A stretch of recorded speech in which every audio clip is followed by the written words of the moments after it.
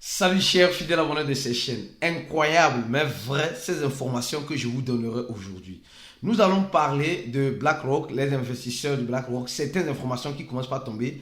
Nous allons parler de Polygon, la réaction d'un fondateur de Polygon. Nous allons parler de Binance qui va enlever 3 crypto-monnaies, oui, sur sa plateforme. Quelles sont ces crypto-monnaies-là? Nous allons parler de Ripple, nous allons parler de WSM, oui, quelques informations encore pour vous. Alors donc, si tu n'es pas encore un fidèle abonné, mon frère, ma soeur, tu rates beaucoup de choses, car pour avoir l'information, la bonne et bien analysée uniquement que sur ces chaînes que tu pourras l'avoir. Alors donc, sans plus tarder, nous allons passer d'abord à, voilà, comme vous le savez, à la citation du jour. On nous dit aujourd'hui simplement, la majorité des protocoles étaient ou sont et seront vulnérables. Ça veut dire simplement que le passé, le présent et le futur. Le passé, le présent et le futur. Pour dire simplement que s'il y a un protocole, les protocoles DeFi, les protocoles quoi peut-on gamify, les protocoles c'est pas ordinal, tout cela, tout ce que nous voyons comme protocole dans l'écosystème de la crypto-monnaie est susceptible à une vulnérabilité. Elle est susceptible à une... C'est-à-dire que si il n'y a pas, en quelque sorte, une vulnérabilité par le passé, alors il y aura une vulnérabilité dans le présent ou il y aura une vulnérabilité dans le futur. Donc c'est pourquoi on vous dit et on répète toujours la même chose.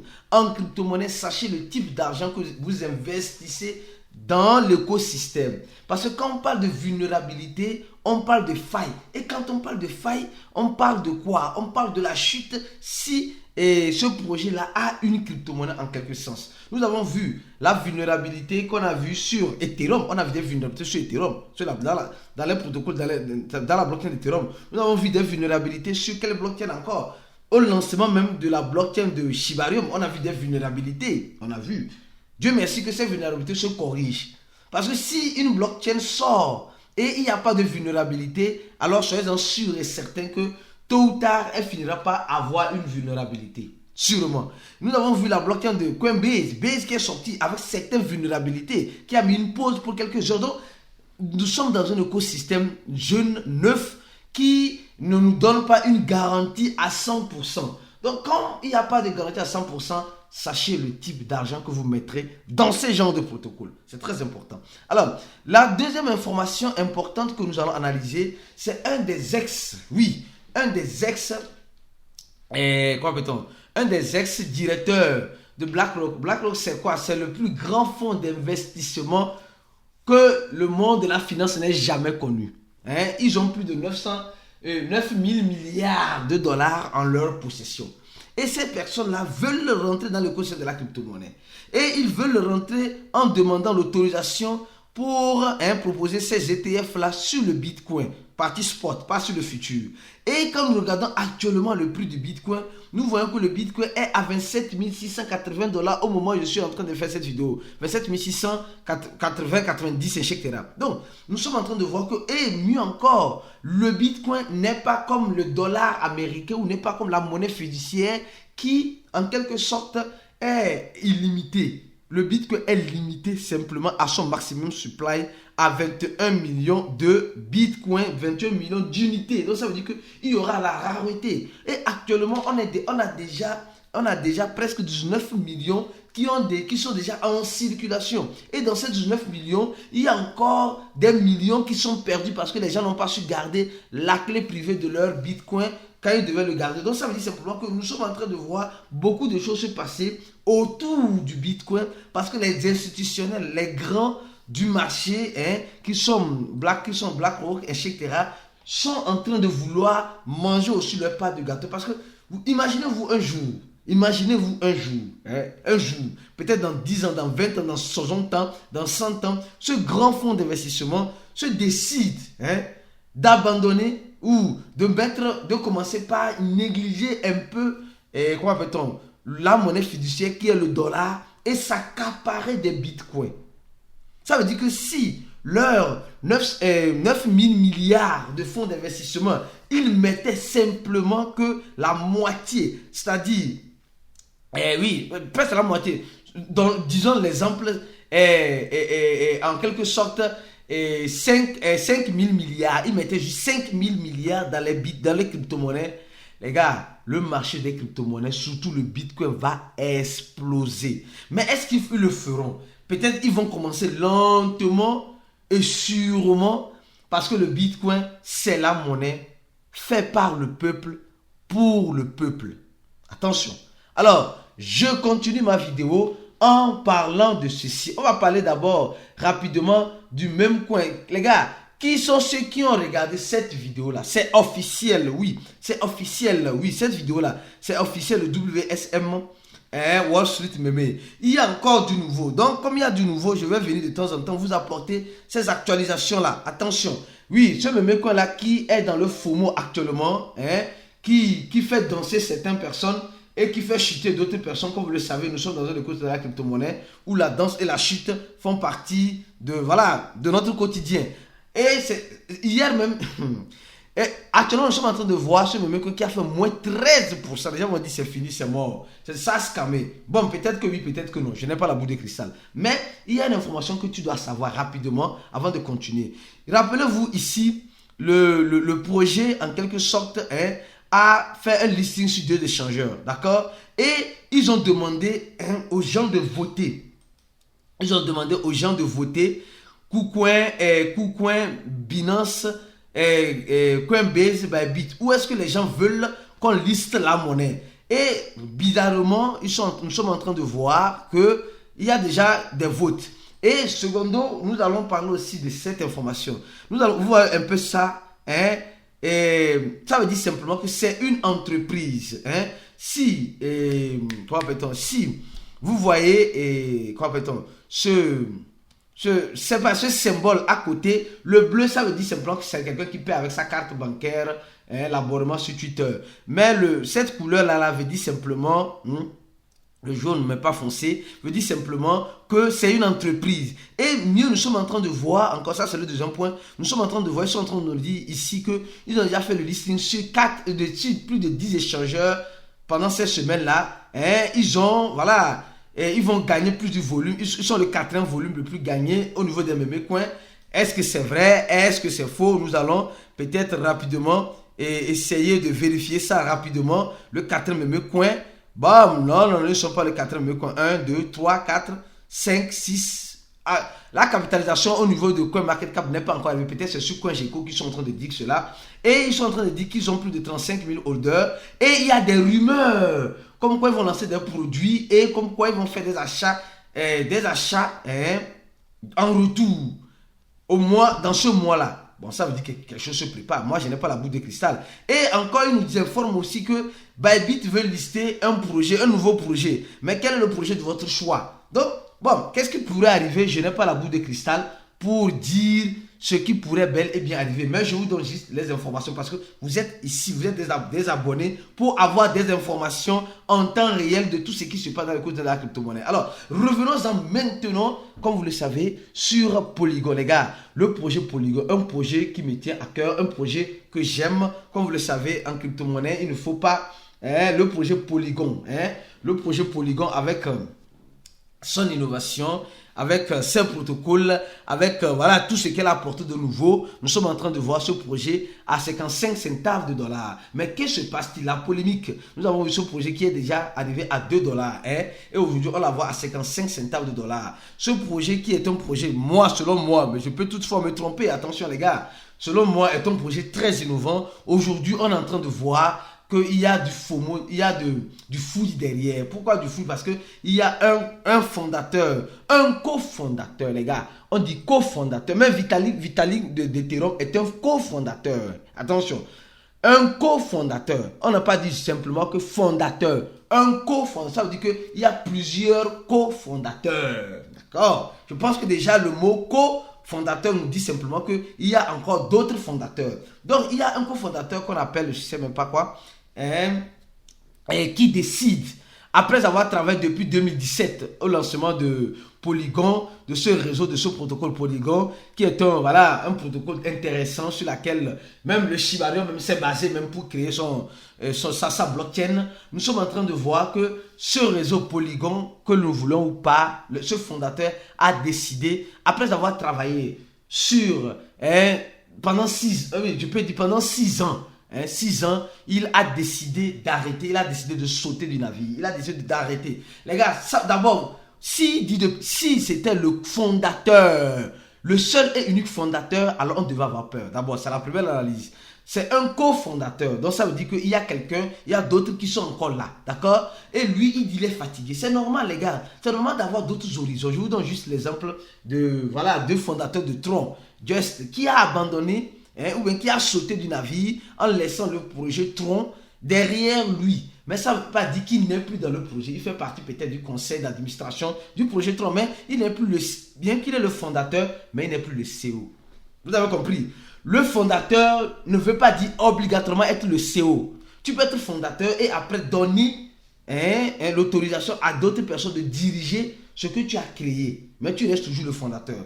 Deuxième point, nous avons vu aussi, comment appelle-t-on, comme je donne juste l'exemple du fondateur de Tron, qui a voulu faire la politique au lieu de faire la crypto. Il a abandonné. Ce monsieur, c'est un diplomate. Sûrement, il voyage avec un passeport diplomatique. Donc, nous comprenons clairement que nous sommes dans un écosystème où, quand on est fatigué, on abandonne.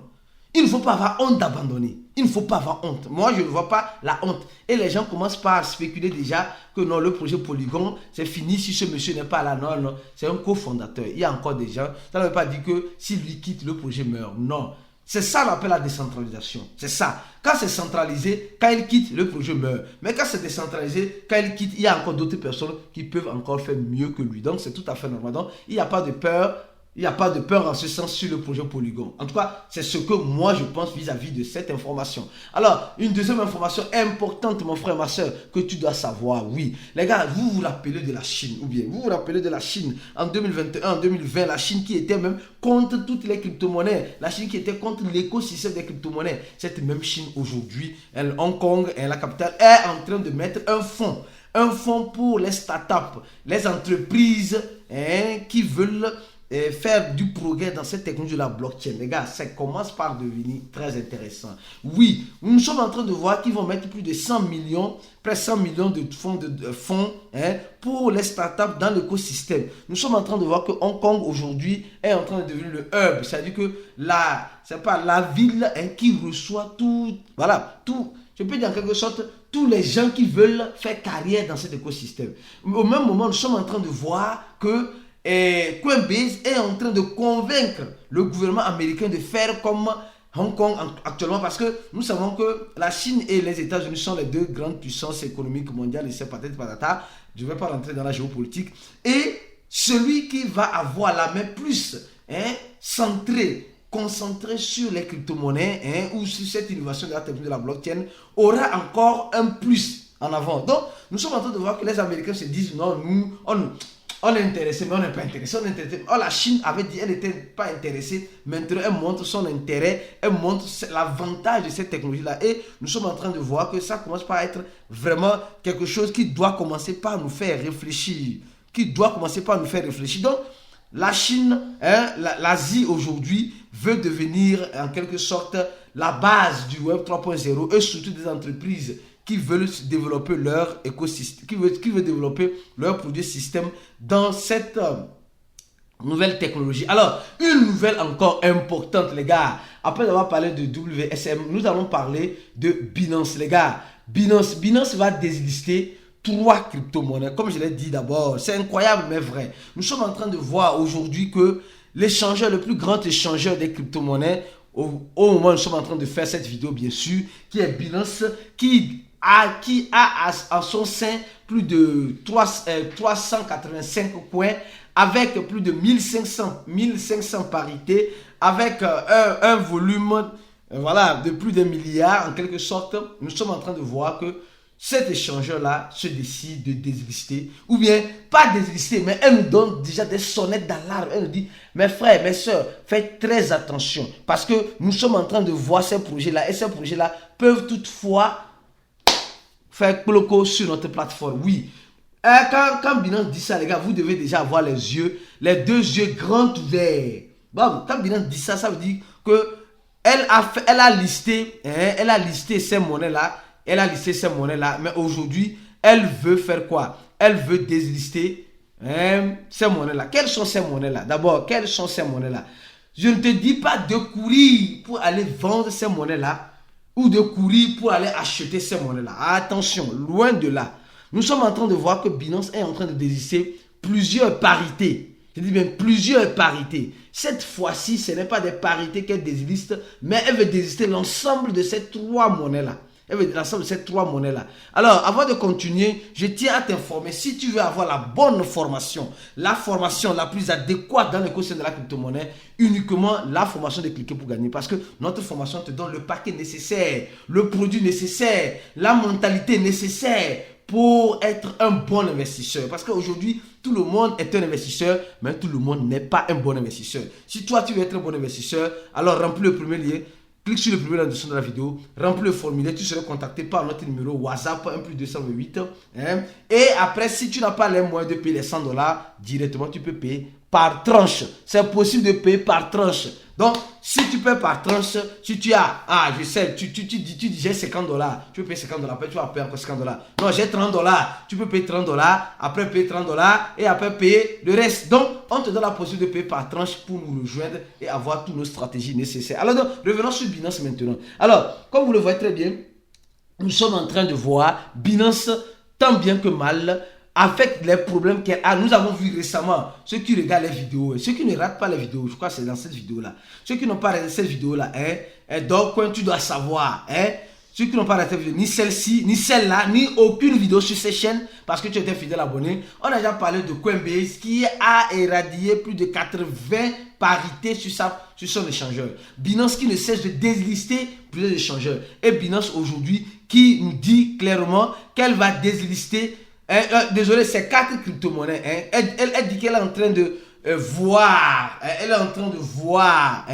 4 crypto-monnaies qu'elle veut toutefois déslister. Elle dit qu'elle est en train de monitorer. Elle est en train de monitorer. Elle est en train de jeter un coup d'œil sur ces projets-là. Ces projets-là qui sont présentés comme des risques pour les gens qui achètent. Bon.